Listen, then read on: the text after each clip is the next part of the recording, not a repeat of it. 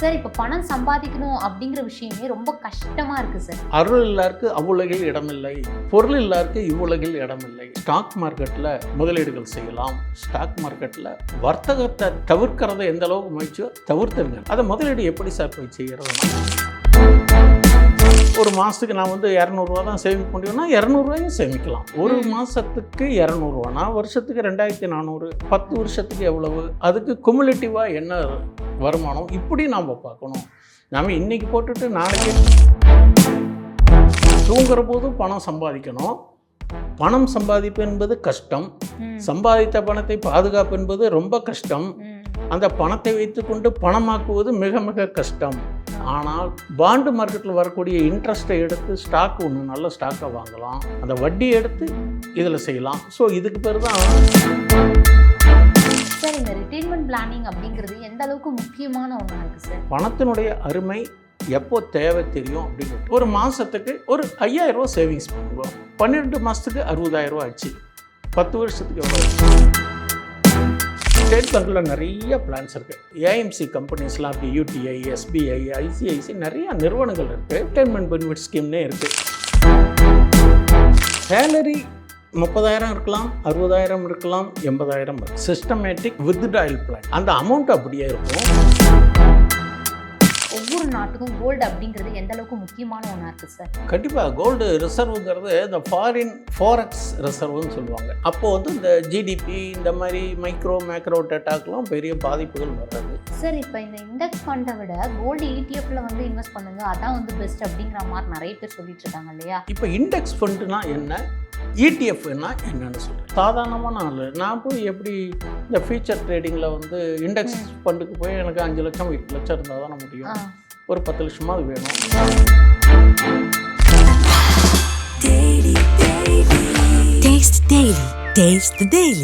நியாயமான விலைக்கு தங்க நகைகளை விற்க, அடகு வைத்த தங்க நகைகளை மீட்டு உடனடி பணம் பெற உங்கள் எக்ஸ்கோல்டை அணுகவும். 7200040619. ரிஃப்ளெக்ட் மணி நேயர்களுக்கு வணக்கம். திஸ் இஸ் விஜே ரக்ஷயா பார்த்தி. கோல்டை பற்றியா இருக்கட்டும், ஸ்டாக் மார்க்கெட் பற்றியா இருக்கட்டும், நிறைய விஷயங்களை ஷேர் பண்ண இன்னைக்கு நம்ம கூட இணைஞ்சிருக்கிறவர் wealth management expert Kovai Viswanathan அவர்கள் தான். வணக்கம் சார். வணக்கம்மா, நல்லா இருக்கீங்களா? ரொம்ப நல்லா இருக்கேன். Very good, super. நல்லா இருக்கேன். மார்க்கெட்டும் அப்படியே ஏறி இறங்கிட்டு இருக்கு, தங்கம் தடுமாறிக்கிட்டு இருக்கு. உங்க கேள்விகளை கேளுங்க, எனக்கு தெரிஞ்சதை சொல்றேன். சார் இப்போ பணம் சம்பாதிக்கணும் அப்படிங்கிற விஷயமே ரொம்ப கஷ்டமா இருக்கு சார். அதை தாண்டி இப்போ இங்க இருக்கிற பல பேருக்கு மிகப்பெரிய ஆசை என்னன்னா சம்பாதிச்ச காசை பெருக்கணும் அப்படிங்கிறது தான். ஸோ அதுக்கு ஒரு வழியை சொல்லுங்க சார். எங்க பெரியவங்க எனக்கு சொல்லி கொடுத்த பாடம் என்னன்னா நான் அதை சொல்றேன். அருள் இல்லாருக்கு அவ்வுலகில் இடமில்லை, பொருள் இல்லாருக்கு இவ்வுலகில் இடமில்லை. பொருள் மீன்ஸு வீடு, வாசல், நகை, தோட்டம், தங்கம், இதெல்லாம் தான் பொருள். அருள் என்பது அவங்கவுங்களுக்கு பிடிச்ச வகையில் பக்தியை செலுத்தி அருளை சம்பாதிக்கணும். அருள் இருந்தால் அப்படி அங்கே சௌரியமாக இருக்கலாம்னு ஒரு நம்பிக்கை. இப்போ என்ன நடைமுறையில் இருக்கக்கூடிய உண்மை என்னன்னா, பொருள் இல்லை என்றால் இவ்வுலகில் நமக்கு மதிப்பும் இல்லை, மரியாதையும் இல்லை. உங்கள் கையில் பணம் இருந்தால் அவரா, பணம் இல்லை என்றால் அவனா. இதுதான் யதார்த்தமான இன்றைய நடைமுறை. சமுதாயத்தில் சில பேர் வந்து நல்லவங்களாம் இருக்காங்க, நான் எல்லாத்தையும் மொத்தமாக சொல்லலை. என்னுடைய நடைமுறை அனுபவத்தில் இன்றைய காலகட்டத்தில் பணம் என்பது அவசியமான ஒன்று. சரி, இந்த பணம் அப்படின்னு சொல்கிறோமே, இன்றைக்கி கொடுக்கக்கூடிய விலைவாசி, இன்றைக்கி கொடுக்கக்கூடிய கால சூழல், இதெல்லாம் கருத்தில் கொண்டுட்டு நாம் பணம் சேமிப்பு என்பது ரொம்ப கஷ்டம்.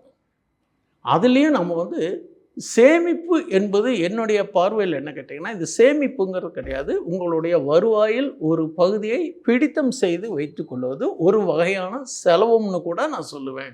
ஒரு ஆர்டி போடுறீங்க, ஒரு டேர்ம் டெபாசிட்ஸ் இந்த மாதிரி ஏதோ ஒன்று போடுறீங்கன்னா அது முதிர்ச்சி அடைஞ்சாதான் அது சேவிங்ஸ். ஓகே, அது வரலையும் உங்களுக்கு. இப்போது 100%, 50% வீட்டு தேவைகளுக்கு, 30% உங்கள் பார்வையில் நான் சொல்கிறேன் சேமிப்பு, 20% என்டர்டெயின்மெண்ட். அதனால் எல்லாம் ஒன்று நான் சம்பாதிக்கிறது தான் பண்ணிவிட்டு எனக்கு வாழ்க்கையில் ஒரு என்டர்டெயின்மெண்ட் வேண்டாம்னா, வீக்கெண்டில் ஒரு லாங் டூர் போகிறோம், வீக்கெண்டில் போய் ஃப்ரெண்ட்ஸுகளோட சாப்பிட்ணும், இப்படியெல்லாம் நினைக்கிறது இந்த காலத்தில் சகஜம். அப்போது அதுக்குன்னு ஒரு சம்பாத்தியத்தில் ஒரு 20% ஒதுக்குங்க.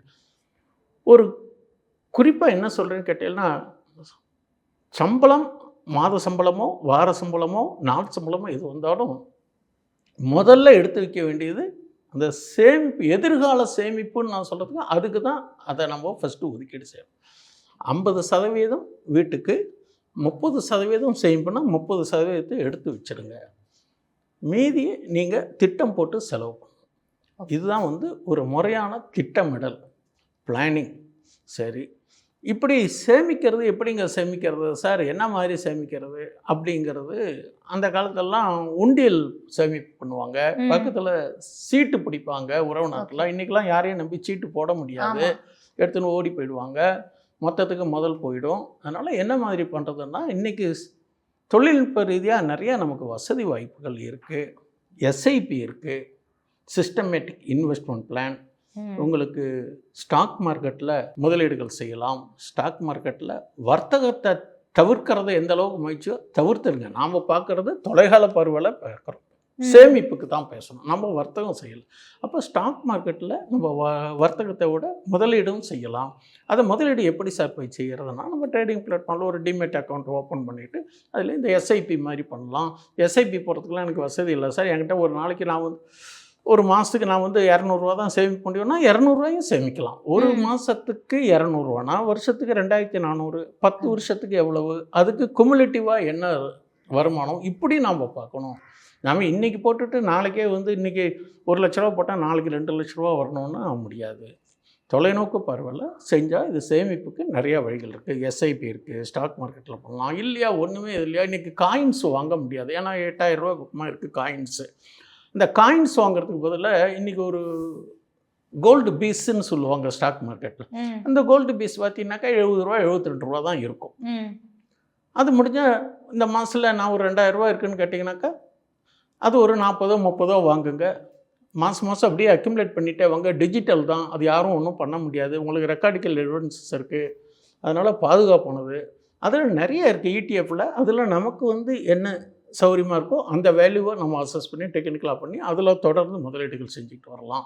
எஸ்ஐபின்னு போட்டால் நல்ல ஸ்டாக்கை தேர்ந்தெடுத்து அதில் முதலீடுகள் செய்யலாம். அல்லது மியூச்சுவல் ஃபண்ட்ஸ் எல்லாம் இருக்குது, அதில் நம்ம தொடர்ந்து எஸ்ஐபி பண்ணலாம். நிறைய விஷயங்கள் இருக்குது. இல்லை பாண்டு கொஞ்சம் குறிப்பிட்ட அளவு சேர்த்துக்கிட்டே வாங்க, ஒரு 3 மாதம் இருக்குது 4 மாதம் இருக்குது, கணிசமான தொகை இருந்ததுன்னா பாண்டு மார்க்கெட்டில் நமக்கு முதலீடுகள் செய்யலாம். பாண்டு மார்க்கெட்டில் வரக்கூடிய இன்ட்ரெஸ்ட்டை எடுத்து ஸ்டாக் ஒன்று நல்ல ஸ்டாக்கை வாங்கலாம், அந்த வட்டி எடுத்து இதில் செய்யலாம். ஸோ இதுக்கு பேர் தான் தூங்குற போதும் பணம் சம்பாதிக்கணும். பணம் சம்பாதிப்பு என்பது கஷ்டம், சம்பாதித்த பணத்தை பாதுகாப்பு என்பது ரொம்ப கஷ்டம், அந்த பணத்தை வைத்துக்கொண்டு பணமாக்குவது மிக மிக கஷ்டம். ஆனால் முயன்றால் எதுவுமே இல்லை. முயல் தோற்கலாம், ஆமை தோற்கலாம், முயலாமை தோற்கக்கூடாது. இதுதான் என்னுடைய ஒரு கருத்து. இந்த மாதிரி ஆலோசனையெல்லாம் கேட்டு நிறைய புஸ்தகங்கள் நிறைய யூடியூப்லாம் இருந்தாலும் நிறைய விஷயம் தெரிஞ்சவங்ககிட்ட ஒரு மியூச்சுவல் ஃபண்டு போடுறீங்கன்னா அந்த மியூச்சுவல் ஃபண்டு டீலரை கேளுங்க. அவங்களுக்கு 1% போகிறதுங்கிறதுக்காக நம்ம அதுக்கு கணக்கு பார்க்க வேண்டாம். எல்லா ஆப்ஸும் போய் நம்ம ப்ளே ஸ்டோரில் போனால் எல்லா ஆப்ஸும் இருக்குது, வழிகாட்டுங்கிறதுக்காக அதில் போயிட்டு பிளைண்டாக செய்யக்கூடாது. நமக்கு நாளைக்கு ஒரு டவுட்னாலோ அதனுடைய என்ஏவி எப்படி பார்க்கணும், அதனுடைய க்ரோத் எப்படி பார்க்கணும், ரெகுலராக இந்த மாதிரி நிறையா ஸ்கீம்ஸ் எல்லாம் இருக்குது. இதெல்லாம் அதுக்கு அந்த தெரிஞ்சவங்ககிட்ட போய் நம்ம கேட்டுட்டு முறையாக அப்ரோச் பண்ணணும். சார், இந்த ரிட்டைர்மெண்ட் பிளானிங் அப்படிங்கிறது எந்த அளவுக்கு முக்கியமான ஒன்றா இருக்குது சார்? சார், இன்றைக்கி நான் ஒரு 30 வயசு 25 வயசில் தெம்பாக இருக்கேன். இன்றைக்கி நான் ஒரு ஐடி ஃபீல்டில் ஒர்க் பண்ணுறேன். ஏதோ மாதம் ஒரு 80,000 ரூபா 70,000 ரூபா சம்பாதிக்கிறேன். இன்றைக்கி நமக்கு வசதி வாய்ப்புகள் நிறையா இருக்குது. எதுக்கு? வருமானத்துக்கும் வழி இருக்குது, சேமிக்கிறதுக்கும் வழி இருக்குது. ஆனால் நம்ம முயன்றால் எதிர்காலம் பிரகாசமாக இருக்கணும்னு நினச்சோம்னா சேமிக்கலாம். அப்போது பணத்தினுடைய அருமை எப்போ தேவை தெரியும் அப்படின்னு கேட்டால் இளமையில் பணத்தினுடைய அருமை தெரிய வாய்ப்புகள் குறைவு. என்னுடைய அனுபவத்தில் சொல்கிறேன். எதிர்காலத்தில் நம்ம முதுமையில் அப்போ நமக்கு பணம் தேவை. இப்போ கொஞ்சம் கொஞ்சமாக என்னாச்சு, எல்லா துறையிலுமே கவர்மெண்ட் அஃபிஷியல்ஸ்லாம் கூட முன்னெல்லாம் பென்ஷன் ஒன்று இருந்தது. இப்போ இந்த 2003 அப்புறம் இந்த பென்ஷனுங்கிற ஸ்கீமே எடுத்துட்டாங்கன்னு நினைக்கிறேன். அப்படி இந்த பென்ஷன் அப்படிங்கிறது என்ன கேட்டிங்கன்னா, முதுமையில் நமக்கு ஒரு கணிசமான தொகை வரணும். அதுக்கு நம்ம இளமையிலே சேர்த்தினா தான் முடியும். கஷ்டம்தான், ஏன்னா பேச்சுலர் தான் ஓரளவுக்கு பண்ணலாம். ஃபேமிலி மேன் ஆகிட்டா குழந்தைகள் ஸ்கூல் செலவு அது இது இருக்குது, நல்லது கெடுத்து போகிறது, இந்த மாதிரி பல்வேறு செலவுகள் இருக்கும், ஆஸ்பத்திரி செலவு, இது இத்தனையும் மீறி தான் நம்ம சேவிங்ஸ் பண்ணுறோம். இந்த மாதிரி சேவிங்ஸ் பண்ணுற போது கேட்டிங்கனாக்கா யூஸ்ஃபுல்லாகவும் இருக்கணும், முதுமையை நினச்சி பண்ணணும். அப்போ இது எங்கே போய் பண்ணுறது? இப்போது ஒரு சின்ன கால்குலேஷன் சொல்கிறேன். நிறைய உங்களுக்கு யூடியூப் இதெல்லாம் சொல்கிறாங்க. இந்த இத்தனை ரூபா போட்டால் இத்தனை ரூபா மெச்சூரிட்டி ஆகும், இத்தனை வருஷத்தில் வரும்னு சொல்கிறாங்க. இதெல்லாம் ஓரளவுக்கு நடைமுறை சாத்தியம்தான். ஆனால் நம்ம முயற்சி பண்ணுறதில்ல, மலைச்சு போயிடுறோம். இதை போட்டால் என்ன பண்ணுறது? கொஞ்சம் சிரமம்தான். சேமிப்பு என்பதே கொஞ்சம் சிரமமான காரியம்தான். இன்றைக்கி சிரமப்பட்டால் முதுமையில் கொஞ்சம் நிம்மதியாக இருக்கலாம். தேவைகள் இருக்கிற போது அது கை கொடுக்கும். இப்போது ஒரு 80,000 ரூபா சம்பாதிக்கணும்னு வச்சுக்கோங்களேன். ஒரு மாதத்துக்கு ஒரு 5,000 ரூபா சேவிங்ஸ் பண்ணுங்க. அப்போ 12 மாதத்துக்கு 60,000 ரூபா ஆச்சு. 10 வருஷத்துக்கு எவ்வளோ ஆச்சு? 20 வருஷத்துக்கு. அந்த மாதிரி மல்டி பேக்கர் அப்படி நினைக்கணும், மல்டிப்புளாக நினைக்கணும். கண்டிப்பாக பலன் இருக்கும். அப்போ அது வந்து நமக்கு ப்ரொமோட்டிவாகவும் இருக்கணும், ரெக்கரிங்காகவும் இருக்கணும். அந்த மாதிரி கால்குலேட் பண்ணி இன்வெஸ்ட்மெண்ட் பண்ணணும். இதுக்கு சில உதாரணங்கள் இருக்குது. இப்போது நான் ஒரு உதாரணம் சொல்கிறேங்களேன். ஸ்டேட் பேங்க் ரிட்டைர்மெண்ட் பிளான்லாம் இருக்குது. ஸ்டேட் பேங்க்கில் நிறைய பிளான்ஸ் இருக்குது. நான் அதனால் அதை நான் ப்ரொமோட் பண்ணுறேனோ இதுக்கோ நினச்சிக்காதீங்க. எனக்கு கேட்டதுக்காக சொல்கிறேன். எஸ்பிஐலேயே நிறையா இருக்குது. நிறையா வந்து உங்களுக்கு ஏஎம்சி கம்பெனிஸ்லாம் இருக்குது. யூடிஐ, எஸ்பிஐ, ஐசிஐசி நிறையா நிறுவனங்கள் இருக்குது. எனக்கு தெரிஞ்ச வகையில் பார்த்திங்கன்னா அந்த ஸ்டேட் பேங்க் ஸ்கீமு கொஞ்சம் இப்போதைக்கு எனக்கு வந்து பலனளிக்கக்கூடியதாக தெரியறது. அதில் மாதிரி ரிட்டைர்மெண்ட் பெனிஃபிட் ஸ்கீம்னே இருக்குது. இப்போ நீங்கள் ஒரு 30 வயசாக இருந்தோன்னு வச்சுக்கோங்களேன், 50, 52 வயசில் ரிட்டைர்மெண்ட்டு 58லையோ 50லையோ 50னே வச்சுக்கோங்களேன். அப்போ கணிசமாக வரணுன்னா அப்போ உங்களுக்கு ஒரு முதிர்ச்சி தொகை வரும். அந்த தொகையிலையும் இன்னொரு ஐடியாவும் இருக்குது. Systematic withdrawal plan. அந்த அமௌண்ட் அப்படியே இருக்கும். அந்த அமௌண்ட்டுக்கு இன்ட்ரெஸ்ட் வரும். அந்த இன்ட்ரெஸ்ட்டில் ஏற்கனவே இருந்த இன்ட்ரெஸ்ட்டும் உங்களுக்கு மாதம் மாதம் ஒரு சேலரி மாதிரி வரும். இந்த மாதிரி ஐடென்டிஃபை பண்ணி இப்போ ப்ரெசென்ட்டில் இன்வெஸ்ட்மெண்ட் பண்ணி ஃபியூச்சரை நம்ம எதிர்காலமாக வச்சுக்கிறது ஆரோக்கியம். சார், இப்போ நான் ஆடியன்ஸ் பக்கத்தில் இருந்தே ஒரு கொஸ்டினை கேட்குறேன். இப்போ எனக்கு வயசு ஒரு 30 வச்சுக்கலாம், எனக்கு வந்து சேலரி ஒரு 30,000 வந்துட்டுருக்கு. அப்படிங்கிற பட்சத்தில் இந்த ரிட்டைர்மெண்ட் பிளானிங்கை நான் எப்படி பண்ணுறது? இப்போது என்னுடைய கணக்கில் என்ன கேட்டிங்கன்னா, உங்களுடைய சேலரி 30,000 இருக்கலாம், 60,000 இருக்கலாம், 80,000 இருக்கலாம். சப்ஜெக்ட் டு த உங்களுடைய nature of work, nature of income, உங்களுடைய தேவைகளை பொறுத்து. நான் தான் ஏற்கனவே சொன்னேன் பார்த்தீங்களா, 100ல் 50, 30, 20 அது மாதிரி. இப்போ 30,000னாக்க உங்களுக்கு என்ன 30,000னா ஒரு மாதத்துக்கு 30% எடுத்து வைங்க. அது மாதிரி பிளான் பண்ணிடணும். பண்ணிவிட்டு எதிர்காலத்துக்கு இந்த மாதிரி திட்டங்களில் நீங்கள் வந்து ஒரு மியூச்சுவல் ஃபண்ட்ஸ்லையோ அல்லது ரிட்டைர்மெண்ட் பிளான்ஸ்னு நிறையா இருக்குது. இந்த மாதிரி இதில் போட்டு நீங்கள் இன்வெஸ்ட் பண்ணி உங்களுடைய மணி ஷுட் பி க்ரோத். அப்படி தான் பண்ண முடியும். சார், இப்போ இந்த வேர்ல்டு கோல்டு கவுன்சில் வந்து என்ன சொல்லியிருக்காங்க அப்படின்னா, இப்போ இல்லை அவங்களுடைய கணிப்பில் அவங்க என்ன சொல்லியிருந்தாங்க அப்படின்னு பார்த்தீங்கன்னா, தங்கத்தை வந்து வாங்குற மக்களை விட நாடுகள் வந்து தங்கத்தில் முதலீடு பண்ணுறது தான் அதிகமாக இருக்குது அப்படிங்கிற மாதிரியான ஒரு விஷயத்த தெரிவிச்சிருந்தாங்க. அந்த வகையில் ஒவ்வொரு நாட்டுக்கும் கோல்டு அப்படிங்கிறது எந்த அளவுக்கு முக்கியமான ஒன்றா இருக்குது சார்? கண்டிப்பாக கோல்டு ரிசர்வுங்கிறது இந்த ஃபாரெக்ஸ் ரிசர்வ்னு சொல்லுவாங்க. தட் இஸ் அதுக்கு தகுந்த மாதிரி நம்மளுடைய ஒவ்வொரு நாடும் அவங்களுடைய தங்கத்தை இருப்பு அதிகம் வைக்கிற அளவுக்கு அவங்களுக்கு அந்த ரிசர்வ் மெயின்டைன் பண்ணுவாங்க. ஒன்று. அப்போது வந்து இந்த ஜிடிபி இந்த மாதிரி மேக்ரோ டேட்டாக்கெலாம் பெரிய பாதிப்புகள் வராது. இப்போது டாலர் ப்ரைஸ் ரிவிஷன் ஆகுதுன்னா அதுக்கு தகுந்த மாதிரி நம்ம நாட்டினுடைய கரன்சி வேரி ஆகும். அப்போ நம்ம கரன்சி வேல்யூ குறையிற போது இந்த தங்கம் நமக்கு கையிருப்பு ஒரு சப்போர்ட் பண்ணும். இப்போ கடந்த காலத்தில் பார்த்தீங்கன்னாக்கா ஒரு 2-3 வருஷத்தில் சைனா நிறைய கோல்டு வாங்கிட்டே இருந்தாங்க. தங்கம் விலை மேலே ஏறுறதுக்கு முக்கிய காரணமே சைனா சென்ட்ரல் பேங்க் நிறைய கோல்டை பை பண்ணதுனாலும் ஏறிடுது. நம்ம இந்தியாவில் தான் அதிகமாக இந்த ஆபரண தங்கம் உபயோகிக்கிறதுனால ஆபரண தங்கம் ஆர்னமெண்ட்ஸ் கோல்டு ஜாஸ்தி இதாகிட்டு இருக்கு. ஓகே. பட் அந்த மாதிரி டயத்தில் என்ன கேட்டீங்கன்னாக்கா இப்போ வந்து சைனா கோல்டை வந்து கொஞ்சம் செல் ஆஃப் பண்ணுறதுனால தான் இந்த விலை இறக்கங்கள்னு ஒரு தகவல் படித்தேன். அதனால் கொஞ்சம் விலை இறங்கியிருக்கு. இது எத்தனை நாளைக்கு இருக்கும் அப்படிங்கிறதும் சொல்ல முடியாது. திடீர்னு ஒரு வார் அல்லது டாலர் ப்ரைஸ் ரிவிஷன்ஸ் அல்லது இன்ட்ரெஸ்ட் ரேட் ரிவிஷன் அதுக்கு தகுந்த மாதிரி கோல்டு ரியாக்ட் பண்ணும். இப்போ நம்ம கோல்டு இறங்குறதுனால டெக்னிக்கலாக பார்த்துட்டு பகுதியாக வாங்கணும்.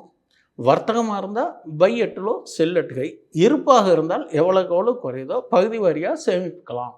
சேமிப்பு என்பது டிஜிட்டல் கோல்டு இஸ் ஆல்வேஸ் பெஸ்ட்டுங்கிறது என்னுடைய கருத்து. ஏன்னா ஃபிசிக்கல் கோல்டுன்னா இங்கே பராமரிக்கணும், பாதுகாக்கணும். இந்த மாதிரி சில சட்ட திட்டங்கள் லாக்கரில் வச்சால் லாக்கர் ஃபீஸ் கொடுக்கணும். இது மாதிரி பல்வேறு பிரச்சனைகள் இருக்குது. அதனால் அந்த துறை சொல்லியிருக்கிற அறிவிப்பு ஓரளவுக்கு வரவேற்கத்தக்க ஐடியா தான். மக்களுக்கு தேவைக்கு தங்கம் வச்சுட்டு மீதியை ஒரு சேமிப்பாகவும் வச்சுக்கிறது ஆரோக்கியமானது. சார் இப்போ இந்த இண்டெக்ஸ் ஃபண்டை விட கோல்டு இடிஎஃப்ல வந்து இன்வெஸ்ட் பண்ணுங்க, அதான் வந்து பெஸ்ட் அப்படிங்கிற மாதிரி நிறைய பேர் சொல்லிட்டு இருக்காங்க இல்லையா? அதான் உண்மையா? அது கரெக்ட் வேவா? இப்போ இண்டெக்ஸ் ஃபண்டுனா என்ன, இடிஎஃப்னா என்னன்னு சொல்கிறேன். இது equity traded fund on gold. நீங்கள் சொல்கிறது இண்டெக்ஸ் ஃபண்ட்.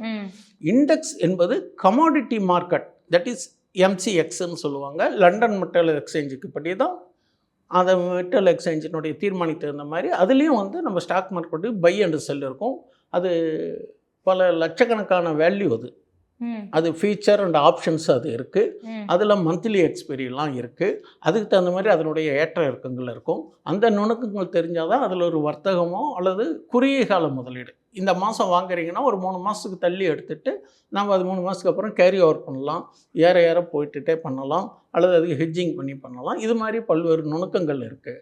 அதுக்கு வந்து நம்ம அதிகபட்சமான தொகை வேணும். இப்போ நான் ஒரு சாதாரணமான ஆள், நான் போய் எப்படி இந்த ஃபியூச்சர் ட்ரேடிங்கில் வந்து இண்டெக்ஸ் ஃபண்டுக்கு போய் எனக்கு 5 லட்சம் 8 லட்சம் இருந்தால் தானே முடியும். ஒரு 10 லட்சமாவது வேணும். அது நான் ஏன் அவ்வளோ ரிஸ்க் எடுத்துக்கணும்? எனக்கு அந்த வம்பே வேண்டாம்ப்பா. என்கிட்ட ஒரு மாதம் ஒரு 5000 ரூபா சேமிக்கிறோம், ஒரு 10,000 ரூபா சேமிக்கிறோம், இல்லை ஒரு 2000 ரூபா சேமிக்கிறோம், இல்லை எனக்கு 500 ரூபா மாதம் கிடைச்சா கூட இடிஎஃப் கோல்டு வாங்கலாம். இதுதான் ஈக்விட்டி ட்ரேடட் ஃபண்டு. அது வந்து கமாடிட்டி பேசிஸ், அது எப் அண்ட் ஓ பேசிஸ், எம்சிஎக்ஸ். இது வந்து ஃபீச்சர் அண்ட் ஆப்ஷன்ஸ் கிடையாது. அந்த ஃபீச்சர் அண்ட் ஆப்ஷன்ஸில் என்னென்னா அது குறிப்பிட்ட நாளில் அந்த வேல்யூ ஒன்றா நீங்கள் கேரி ஓவர் பண்ணணும், இல்லைனா ப்ராஃபிட் புக் பண்ணணும், இல்லை நஷ்டம் ஆனால் வெளியில் வரணும். இல்லை அந்த கான்ட்ராக்ட் இதில் முடிக்கலை அப்படின்னு கேட்டிங்கன்னா இண்டெக்ஸ் இதில் உங்களுக்கு 0 ஆகிடும் வேல்யூ. ஆனால் இதில் அப்படி இல்லை. பையட்லோ ஏறிக்கிட்டே இருக்குது. ஒரு அசட்ஸாக சேவிங்ஸ் பண்ணலாம். அதனால் equity traded fund is better than exchange fund. Sir, பணத்தை சேமித்து பட்ஜெட் போட்டு வாழுங்க அப்படிங்கிறது ரொம்ப ஈஸியான ஒரு விஷயமா இருந்தாலுமே சரி, நடைமுறைக்கு நம்ம அந்த விஷயத்தை கொண்டு வரணும் அப்படிங்கிறது ரொம்ப கஷ்டமான விஷயமா இருக்குல்ல. ப்ராக்டிக்கலாக என்னுடைய லைஃப்லேயே நான் யோசிச்சு பார்க்குறேன், அதெல்லாம் ரொம்ப கஷ்டமாக இருக்குது. அது எப்படி நம்ம ஈஸியாக கொண்டு வரது? நம்ம எப்படி ஒரு பணத்தை சேமிக்கிறது? மனம் இருந்தால் மார்க்கம் உண்டு. மனசு இருக்கணும். மனசுங்கிறது நினைக்கும், மைண்டுங்கிறது செயல்படுத்தும். அப்போ அந்த மைண்டை ஃபோக்கஸ் பண்ணுங்க. ஓகே, இது தேவையான செலவா, இது தேவையற்ற செலவா? பக்கத்து வீட்டில் புது டிவி வாங்கியிருக்காங்கன்னா நல்ல டிவி நாம் கொடுத்துட்டு அவங்க வாங்கிட்டாங்கன்னு நம்ம வாங்க வேண்டாம். ஒன்று, அவங்க அந்த நகை வாங்கியிருக்காங்க, மாடல் புதுசாக போட்டுக்கணும், நம்ம நகையை போய் செய்கூலி சேதாரம் கொடுத்துட்டு நம்ம புதுசாக அதே மாடல் வாங்குறதுங்கிறது தேவையில்லாத வேலை. இது மாதிரி நம்ம வந்து தேவைகளை அனுசரித்து திட்டமிட்டு ஒரு பட்ஜெட் போடணும்.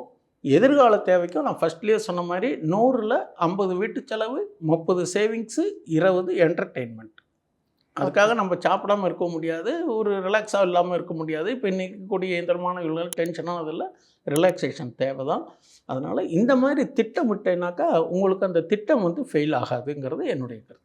சார், ஸ்டாக் மார்க்கெட் பற்றியாக இருக்கட்டும், கோல்டை பற்றியாக இருக்கட்டும், லைஃப்பில் எந்த மாதிரி மணி நம்ம சேவ் பண்ணணும் அப்படிங்கிறத ரொம்ப யூஸ்ஃபுல்லாக எங்கள் கூட ஷேர் பண்ணிக்கிறதுக்கு ரொம்ப நன்றி சார். Thank you ma'am.